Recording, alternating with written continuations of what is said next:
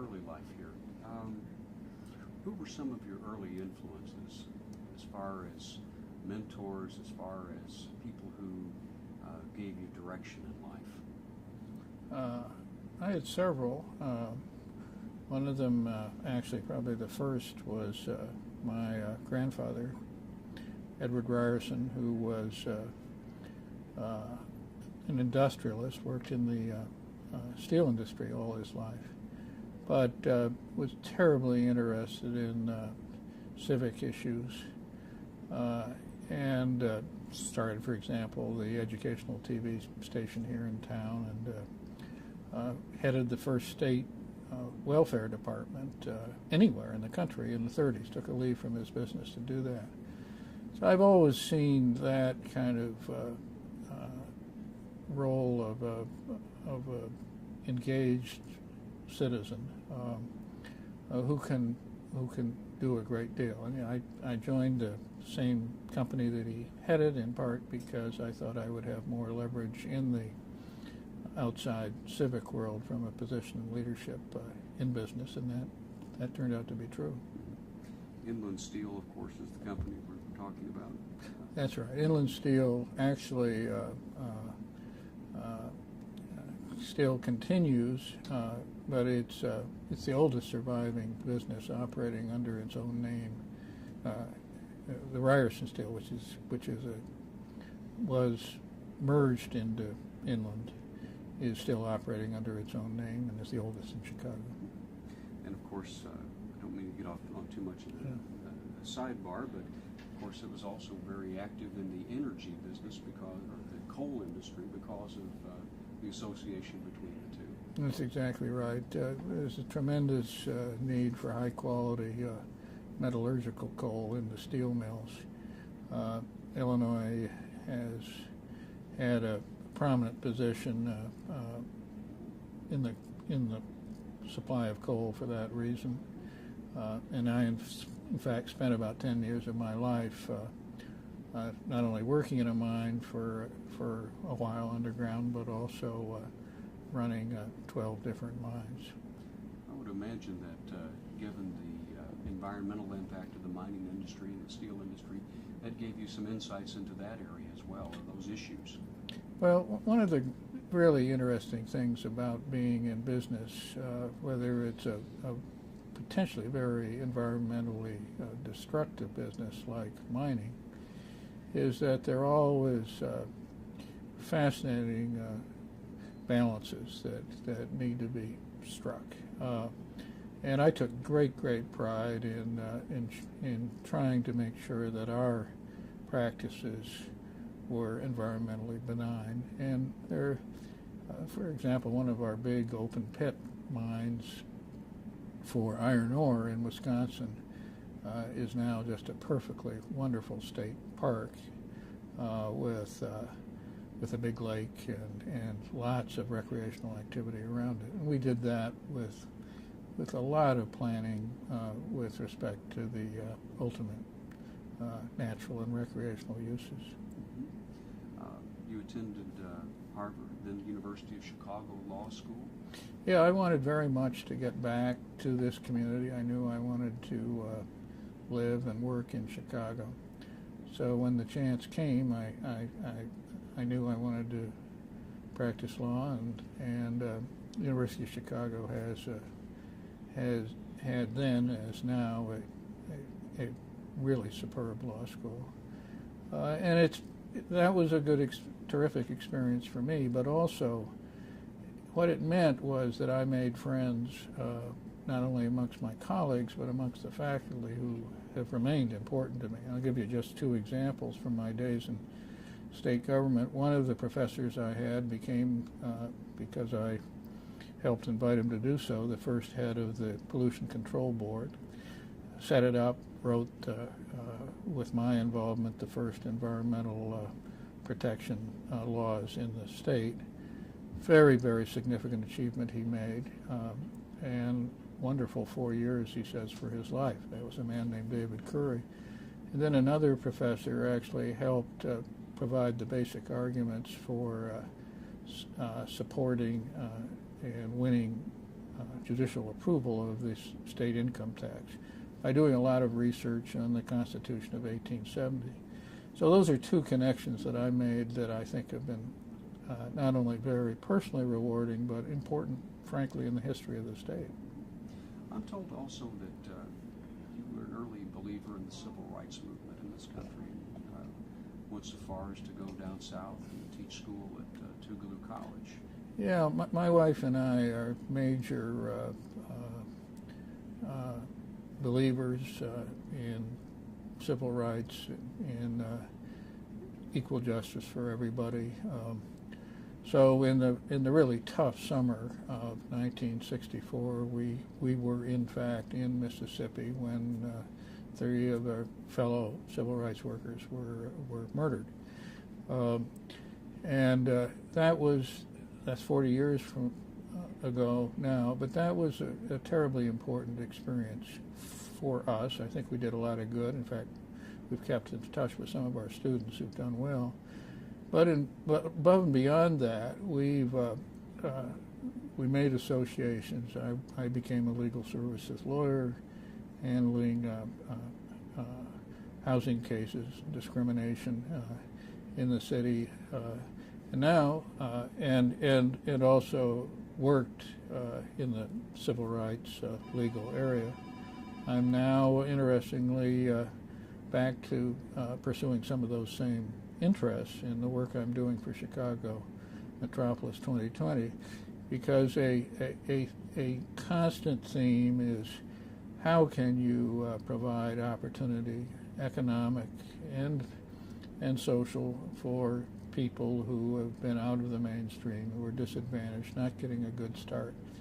And those beliefs, which are now manifested in our work to improve housing and to ensure people can get to work, all of those interests were ones that were developed for me by this work in the 60s.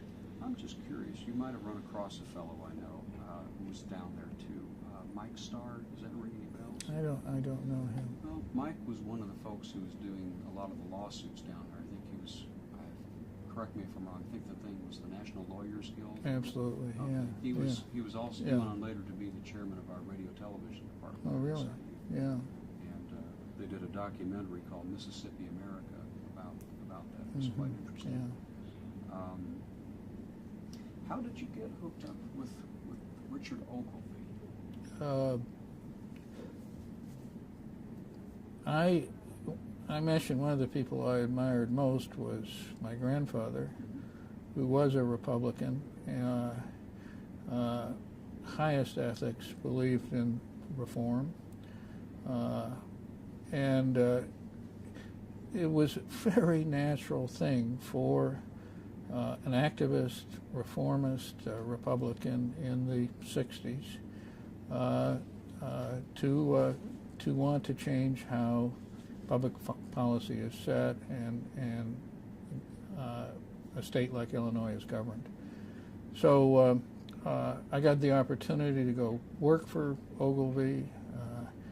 He was a guy who believed in systemic change, was very, very courageous, and very loyal to his people and honest. And so I went to work for him in 1969, along with a close friend. And the two of us were leaders in setting up a new financial system for the state, in establishing a new revenue system, and ensuring that the welfare system worked right, and creating some major changes in how transportation, particularly regional transportation in our 6-county region around Chicago, is financed and governed. When Richard Ogilvie took office, what was the financial state of Illinois? There were a lot of demands on the state and not nearly the kind of revenue that was needed to. Yeah, it was desperate, and there was a major structural problem in the state because almost all services were financed by either the property tax or the sales tax. There was no income tax. Great popular opposition to it, a set of theories that it was illegal under the old state constitution. Every thinking person knew that the state had to come into the modern world, but it was a very difficult thing. So I really was in the trenches on that issue, and it was an issue that ultimately made Richard Ogilvie one of our great governors and a real mentor of mine, just a one-term governor. But it was the right thing to do, and that whole system has served the state very well until recently. There's a line that's attributed to you that Ogilvie used as a theme early on in this thing, in this effort. I propose to manage the state government as it has never been managed before. Yeah, there's been a lot of kidding about that line. I did have a role in drafting some of his speeches, and that was a major one when he announced that he was really going to tackle the budget and the tax system, and that was a line that came back because people thought it was so strong a declaration that it was almost presumptuous for him to say that, but that's what he did, and that's what he wanted to do, and that's why there were dozens and dozens of young people with high ideals like myself who went into government in those days to try to make a difference. Well, I've run across some of them over the years, like Ron Michelson, who was with the State Elections Board. Yeah. And the like. It's a very, John McCarter is the person I went down there with. Jerry Marsh, who died last year, was an exemplary public servant. Paula Wolf, who's now working with me here on the Metropolis Project. Wonderful, wonderful, very competent people. I want to ask also how Governor Ogilvie was able to sell this plan in the Illinois General Assembly of that day and enlist someone like Russell Arrington to actually make this thing happen. Well, I was there when this was, because in the mansion when Senator Arrington was briefed on this, because I handled part of that briefing. And I remember in the course of that session, he said, "Who on earth are you ever going to get to sponsor this legislation?" And Governor Ogilvie looked at him and said, "You." And it was just one of those moments where actually both men eventually rose to that challenge. But it took a governor who wasn't afraid to ask and stand up for his convictions, and it took a very bright man who understood there was virtually no alternative in Arrington to step up. Governor Ogilvie is and that administration is basically what many people see as the line of demarcation for what is considered modern Illinois state government. I think that's absolutely true. There were excellent governors before, but this became a different time. Penetrating the levels of state government and setting policy in ways that it could in fact be implemented was a real challenge then as now. And I really think it's hard to think of anybody who's done better at that. If I have the timeline right on this, after the Ogilvie administration, you worked on the effort to develop and campaign for the idea of a regional transportation authority for the Chicago area. Yeah, I started on developing a proposal with Governor Ogilvie's blessing when he was still governor. We put out a report. It came out on the last day of his term because we wanted it out so it couldn't be really suppressed. by a new governor. And that was a very fine report. A lot of people participated in it. And that became the basis for the regional transportation system we now have. It served us, the financial system has served us well over the years. We had some ideas that would have involved people more deeply in the management and direction of the different agencies, so they were better coordinated, more cost effective, and really providing services between the systems. The RTA, despite those recommendations, has not done as well on that as it might have. That's something that, again, I sort of have recast myself 30 years after that experience, and I'm now trying to make sure that those original ideas and promises made to people are in fact now implemented. At that time, in the early 70s, what was the situation with transportation infrastructure and the various entities that were, in some cases, I suppose, competing for the same dollars? And you probably had inefficiencies with all sorts of different widespread agencies working with it. Well, it was much worse than it is now. We fail sometimes to understand the changes that have occurred. The big problem was financial. Everybody thought the Chicago Transit Authority was going to go the way of the Chicago schools, as they were then an enormous black hole that the legislature had to step up to every year and try to subsidize. Nobody wanted that. And what, as part of that problem, was that the suburban railroads were in terrible financial difficulties because there had been a national reorganization creating Amtrak, and there was not a possibility of continuing corporate subsidies. So what we did was created a financial system that involved new taxes and new money from the state, but it was in fact organized to provide help for each of these agencies on the condition, supposedly, that they would work together. The help has been there. There should be more. The coordination has not been as strong. There should be more, and that's what we're working on now. We can fast forward now to Chicago Metropolis 2020. Sure.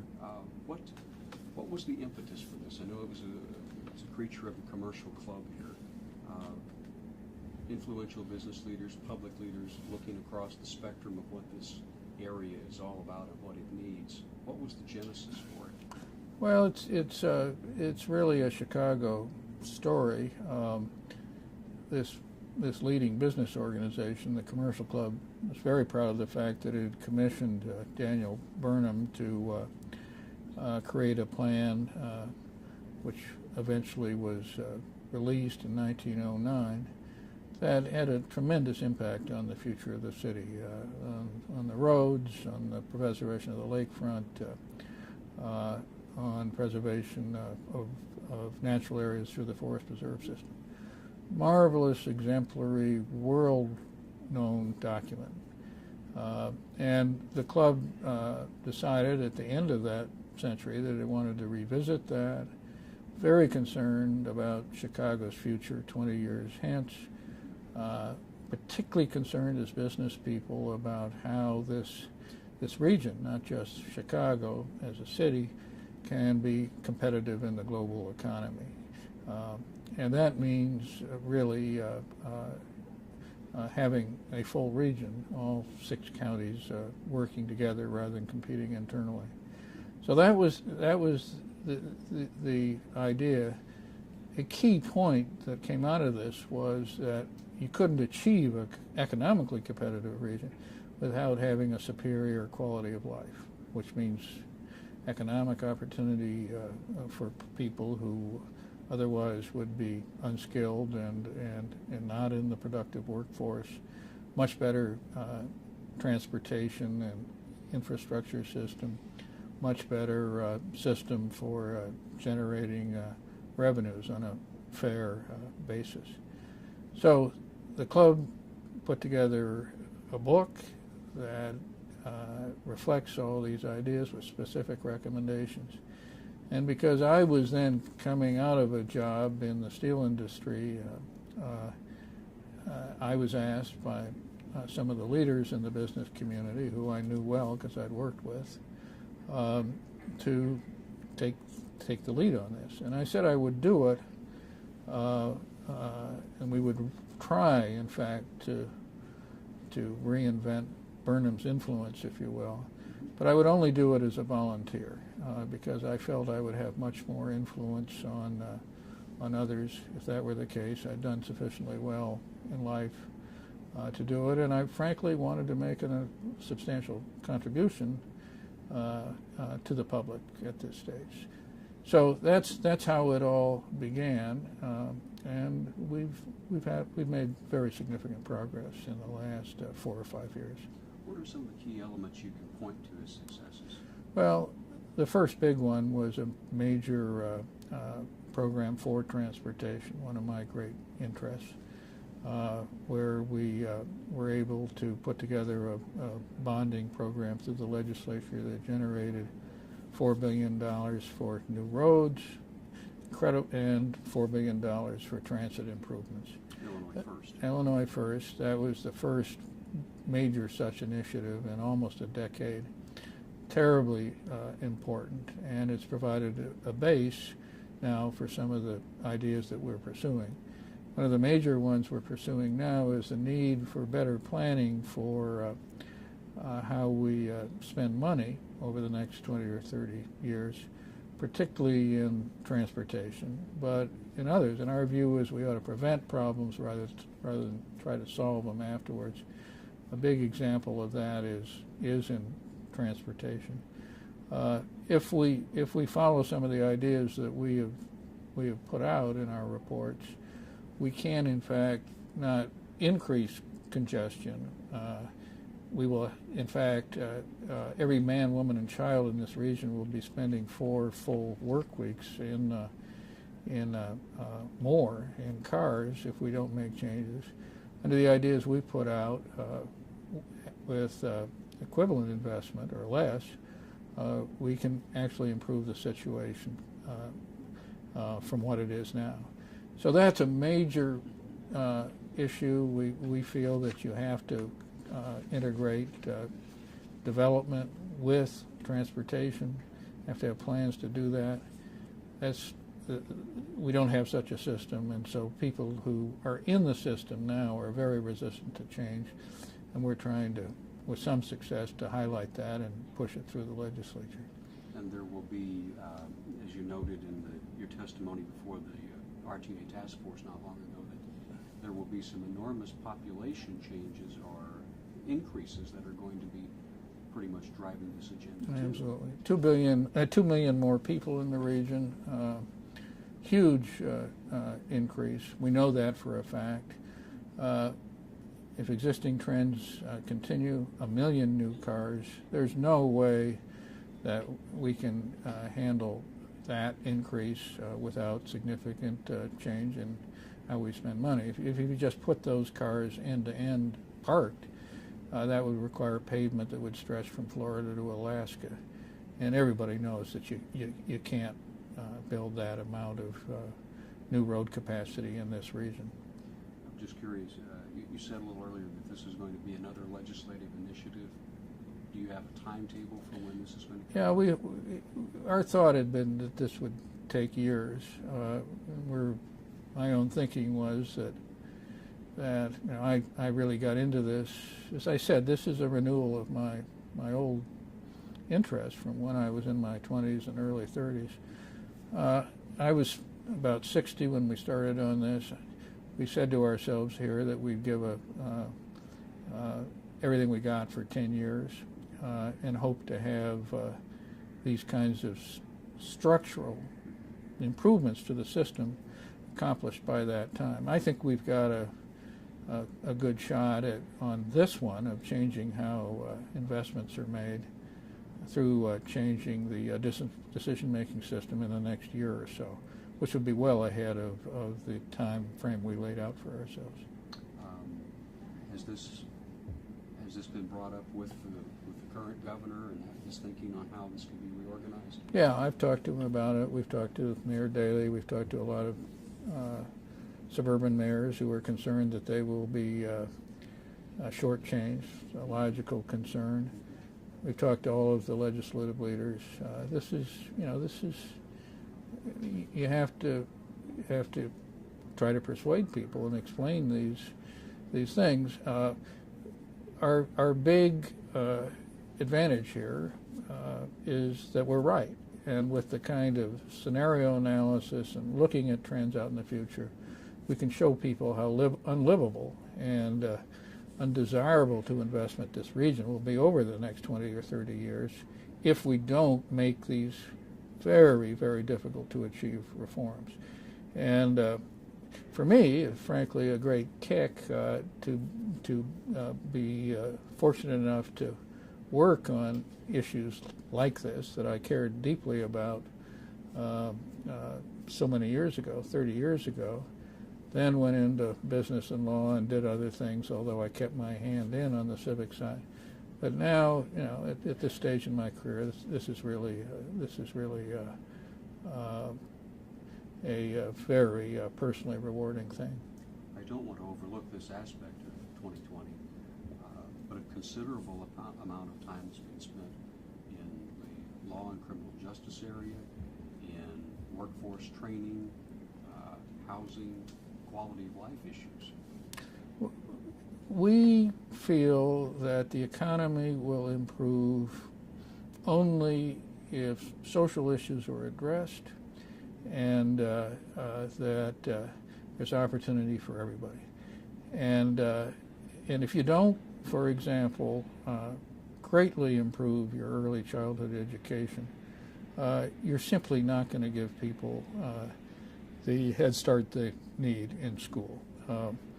So we see that as the most highly leveraged way to spend money on education, and we have strong business support for that. Ditto on the issues relating to crime and justice. This is crazy to have 40,000 people jailed every year, 40,000 people released, having more than 50% of those people back incarcerated after 3 years and out of the productive workforce for most of their lives. We have to break that cycle. It's important to business, and it's important as a matter of equity for these people. And what Metropolis has been able to do is to get people like me who have had careers that enable them to volunteer over 50% of their time to issues like this, to take on leadership in these issues. And my job has been to help set strategy, help support them, work with them, and frankly, having people who are based who are based with business or institutional backgrounds, who've been successful, willing to speak up on these issues and master them, I think is highly unusual. It's a strong feature of this region's civic leadership, and I think it's one of the key assets we've got for the future. No doubt about it. And I've been fortunate over time to be able to meet some of the folks like Andy McKenna, talk to him about some of these things. Yeah. It's interesting for me. Part of my other job is I'm a legislative correspondent for the Illinois Lawmakers show that's on Channel 11 here at the other station. So it's interesting to sit and talk with someone who was there at ground zero, for example, getting the Illinois First project started, and I saw it from the standpoint as it worked its way through the legislature with George Ryan and everything. Well, and the key breakthrough, interestingly, there was business leadership working with the labor union leaders in the state. And that's what made that work, and that's the kind of alliance that, for the future of the region and the state, I think is so important. You're also active in planned developments of your own, working with community development. This has been a wonderful opportunity for me too. When I was in my 20s and 30s, I really thought I might want to become somebody who was a scholar looking at urban issues. That isn't what I ended up doing, but by seizing opportunities when they came along, I've been able to get in a position to make a difference on things I've cared about. And one of them is development.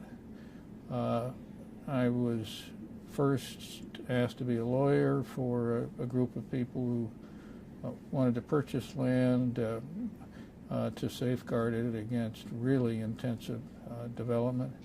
They then turned around and asked my wife, who happens to be a landscape historian and a real expert on landscape design, and me to develop a community that preserved the environment as best it could, and was based on guiding principles. And we've done that. We, in fact, are just finishing now with building 360 single-family homes. They're clustered together so that we've protected 60% of the space around them. It's a beautiful, beautiful place to live, and it's attracted a lot of people who share these basic guiding principles, including environmental protection and including a sense of place and lifelong learning. So this has worked out, from our point of view, in a most rewarding way. It's beautiful. It's beautiful from what I've seen of it. Well, the interesting thing is we thought we would do well if we protected the environment. We have, in fact, improved it. It was farm fields that were heavily herbicided, virtually no wildlife, certainly no, it was a monoculture, no variety of plants. We now have very rich species diversity. We have a dozen types of ducks coming through because we have a very pristine lake, because we were able to clean the water through prairies and wetlands before it gets into the lake. So this by getting the design right and really paying attention over a 10-plus year period, we think we've actually done better than we might have expected on a lot of those ideals. Do you have in mind any future challenges that you want to take on? Well, we are. This is a huge ambition that we have to make good on the implementation of the Metropolis recommendations from the Commercial Club.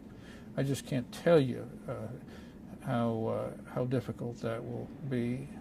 Only 20% of the Burnham Plan was ever implemented. We want to do better than that. So I see this for the next stage of my life, when I'm still able to do things with a lot of energy, as terribly important. We're finishing off on the single-family portion of Prairie Crossing. We have the opportunity to do some additional development of a different nature around 2 train stations. We've been able to get located there. That could be, that's a real opportunity, interestingly, to implement some of the Metropolis ideas. So all of this is interrelated. All of this actually goes back to these ideas and ideals that I and others like me had all these years ago. So, I mean, here we are trying to build on the Burnham plan and reinvent, in fact, those ideas for this time and age.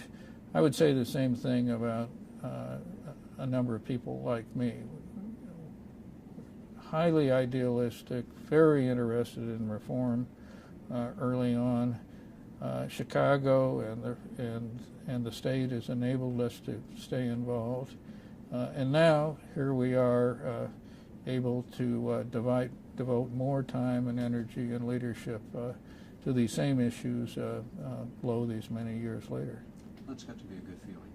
It is a good feeling, and these challenges remain, but I got to say, I think being able to live and work in this region and not only get to know but work with the type of people that I'm now still associated with has been a wonderful, rewarding experience as well. Are you still active with Channel 11? Yeah, I'm on the board of Channel 11. It's it is the most successful station in the country in terms of the audience it reaches, and it's good to see it. 50 years after my grandfather was really the person who got it going, continue to do as well as it is. Since I've been involved in public broadcasting the better part of my life, what's your vision for it? Well, I think it's going to be very, very different. There are opportunities both on television and radio for interactivity, for people not only getting communicated to, but communicating back into the system themselves. We're doing something like this with Metropolis, where we are, in fact, creating an interactive game that is based on computer access to a network.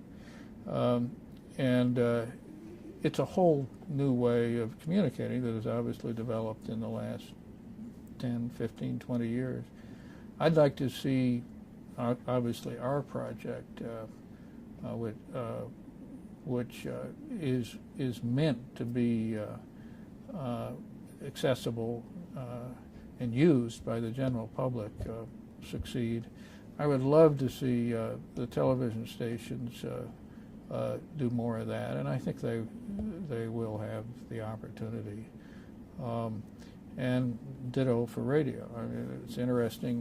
My daughter, who is here in town, one of my daughters who's here in town, is on the board of the public radio station here, and she's looking at it with the same enthusiasm and high ideals that probably her great-grandfather looked at television back in the 50s. There's enormous opportunity for change, and particularly in how people get involved with information and feel they can make a difference in the public process through, I think, public television and radio. Very, very true. Outreach is one of our key components as we go about things in our stations. Yeah, and it's key to what we're doing with Metropolis. I've just come from a speech, the opening plenary speech to a group from around the country who are interested in new urban ideas.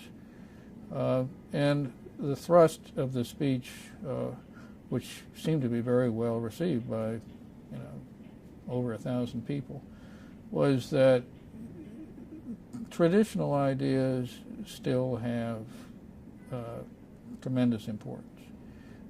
Community design, a reliance on the 380 transit stations we have in this region is wonderful. Nobody's paid attention to them in a particular way for 50 years in terms of how they might be developed. But we have here assets that are spectacular. The question is, how do you move those assets into a new period of implementation and leverage.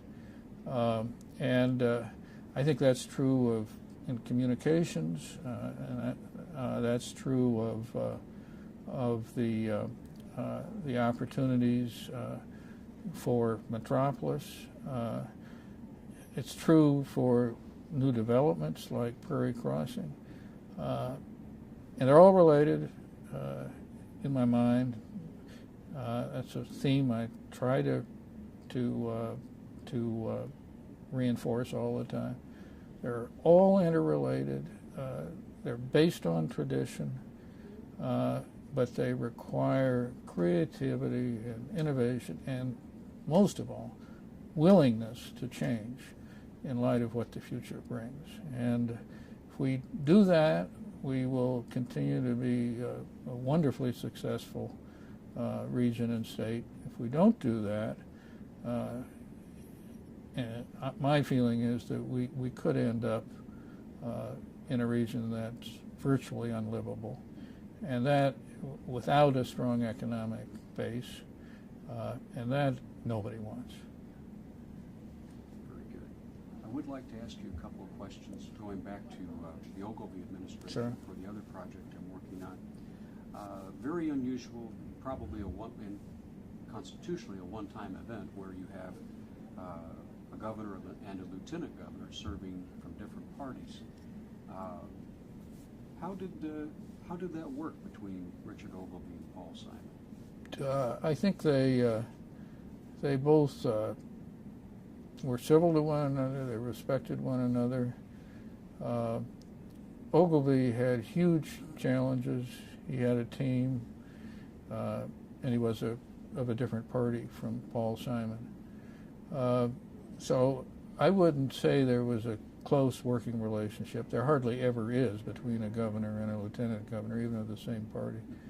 But during that period, Paul Simon was supportive on a lot of the key, systemic, fundamental, tough issues. He didn't make trouble for the governor. He built his own support by getting out and around as lieutenant governor. And I think had it worked out that he were to have succeeded Ogilvy, he would have, and he told me this because I got to know him even better later in life. He would have built on a lot of the innovative reforms that Ogilvy started. And of course, he would have had the great advantage of not only being a decent, bright man who would attract good, decent, bright people around him, but he wouldn't have had to wear the jacket that poor Ogilvy did for doing the unpopular thing. I noticed that one of the things Paul did with that office, since it was kind of open-ended as to what your duties were, was to create kind of the role of an ombudsman for the state. Could you speak to that? He did that. He saw himself as a person who could meet with people and bring ideas and concerns forward. I think he did that responsibly. There wasn't any showboating about it. And it's an important function. Frankly, it wasn't central to what the Ogilvy administration was doing. That was in part because the Ogilvy people bit off so darn much. Some people say too much, but it was a significant era of change and reform.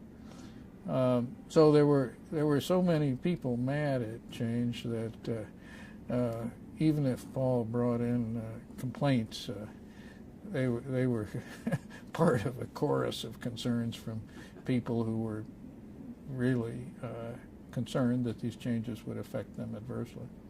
You said that Paul didn't make trouble for the governor. There were opportunities when the governor was out of state. I know that there was pressure on Paul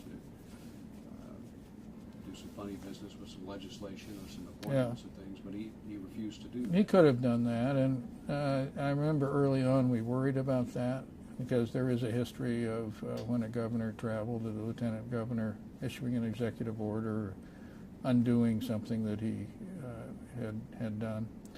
That really, to my memory, didn't occur. But let me say we were concerned about that early on. I understand from reading up on it that he also managed to put, was it Cecil Partee in as the first African-American governor while Governor Ogilvie was out of state and Paul went to a ball game or something, or went out of state himself, and that left Partee third in line or something like that? I don't remember that. That's probably right, and it sounds like the kind of thing that Paul Simon would get a kick out of. One of the interesting things about this whole era was that some of the strongest support for these reforms, particularly the unpopular ones that Ogilvie was promoting, came across the line and came from African Americans who understood the importance of really improving the revenue system so that there was money to continue and improve significant state programs, including welfare and children and family services, and who were quite willing to work with a reform governor. And I was part of that because I lived in the south side of Chicago and knew many of them, and it was a remarkable era from that point of view. Sure sounds like it. It's been fascinating talking with you about that. And Taylor, of course, has been very good in keeping me up to date on this. And I really enjoyed his book on Ogilvie. Yeah, it was a fine book, and I think that's where you picked up the thing about in an unguarded moment, I or somebody told him, but Ogilvie hadn't written that line himself, but somebody had helped him on it. It doesn't hurt to. Yeah. Taylor and I went back over and kind of rebriefed ourselves the other day. He was kind enough to do that. Well,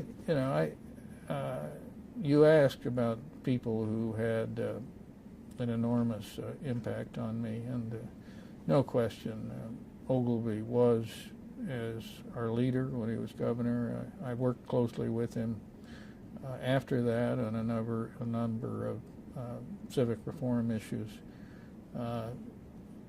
I think one of the nice things about the Lincoln Laureate Prize and tradition is that it is an opportunity to recognize people who can be exemplary for others. Both Ogilvie and Edward Ryerson were in fact honored that way. They should have been. And so it's a way, I think, to say to other people, look, there are people who aren't so different from you, but because of their values and what they care about and maybe the opportunities they've had in life, they're making a difference. They're improving the situation for everybody. And you can do that too. And I think that's, to me, one of the really most influential and important things about this whole process of the Lincoln Academy and the laureate designation. And I'm very proud and pleased to have been recognized for those reasons. Well, you basically took away my last question. I was going to ask you about that. Oh, really? Yeah, I always ask folks about that. It's a remarkable thing. We've worked on this since '95 with the Academy, and it's an extraordinary bunch of people we've been fortunate enough to talk with. It's a remarkable group. I'd like to say something, if I might, about this early question you've asked, something additional. You asked about our years active in the civil rights movement. One of the things that my wife and I've really tried to live out has been the importance of not only treating other people with respect, but seeing them. And for that reason, we thought it was very important to bring up our family in an integrated community. We did that on the south side of Chicago. That had the great benefit of not only being integrated with a lot of wonderful people of other colors there, but also being a highly intellectual, interesting environment with lots of wonderful people, fascinating people at the university. I think one of the things that it's so important to recognize about Chicago is the depth of the resources we have and the people who live here, how important it is for people to consciously reach out, not necessarily live together as we did with people, but interact with them. This region is by the 20, 30 years from now, is the majority of people are going to be people who are now in the minority. It's going to be over half people who are of different color than most of the people I grew up with. And one of the things I'm proud of is that we've chosen to not only to try to understand that better and see what's coming, but also to live in the present and live our convictions and ideals. And I really think that in Chicago there's and hopefully increasingly in the suburbs, there's an opportunity to make sure that happens. And let me tell you, it is critical to our future, given the changes we're going to see in the population here. Absolutely. Thank you very much.